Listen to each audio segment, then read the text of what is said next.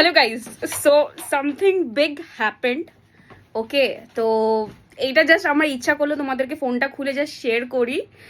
মানে এটাই আমার জন্য একটু হলেও অনেকটা বড় জিনিস, বিকজ আমি এখন জিনিসটা নতুন নতুন স্টার্ট করেছি।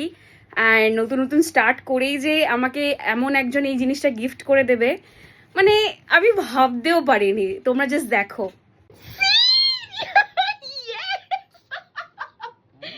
এটা আমাকে আজকে তারক আমাকে অফিসে নিতে গেছিল, অ্যান্ড আমি ওর বাইকে যখন বসতে যাই তখন দেখি বাইকের পিছনে এটা ঝোলানো।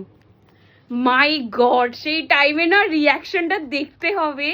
লিটারালি আমার মুডটা খুব খারাপ ছিল আজকে যখন অফিস থেকে আমি বেরোচ্ছিলাম, বিকজ তারককে আমি ফোন করছিলাম, আমার ফোন তুলছিল না, এর জন্য মুডটা খারাপ ছিল। কিন্তু যখনই আমি এই জিনিসটাকে দেখলাম, মুড খারাপকে আমি সবই ভুলে গেছিলাম। তখন আমার কান্না পাচ্ছিল, কারণ কি আমি কালকে তারককে এই জিনিসটা বলেছিলাম গড়িয়াহাটে গিয়ে, যে আমার এই জিনিসটা খুব পছন্দ, আমার কেনার ইচ্ছা আছে ভিডিওসের জন্য, বিকজ ঘরে ভালো লাইটিংটা নেই, আমাকে দাঁড়িয়ে থেকে লাইটের কাছে ভিডিওটা বানাতে হয়। And next day that happened, আমাকে তারও কিনে দিয়েছে। এটা কত বড় হচ্ছে, এটা পুরো 9 ফুট হয়। এটা গড়িয়াহাটে কিনলাম, মানে তারও কিনে দিল আমাকে। বাবু এটা কত নিয়েছে? কমই নিয়েছে। কত? অত জানতে হয় না।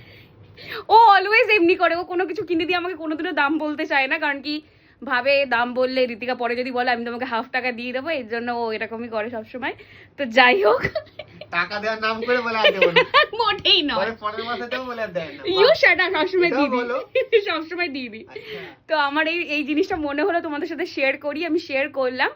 এখন তো আরো ভালো ভালো ভিডিওস আসবে আমার, তো স্টে টিউন, তোমরা দেখতে থাকো। অ্যান্ড ভালো লেগে থাকলে please like, share and follow plus subscribe. Bye. Comment? হ্যাঁ তুমি বলো, like share. Like share comment কিচ্ছু করবে না। সব করবে, তুমি চুপ করো।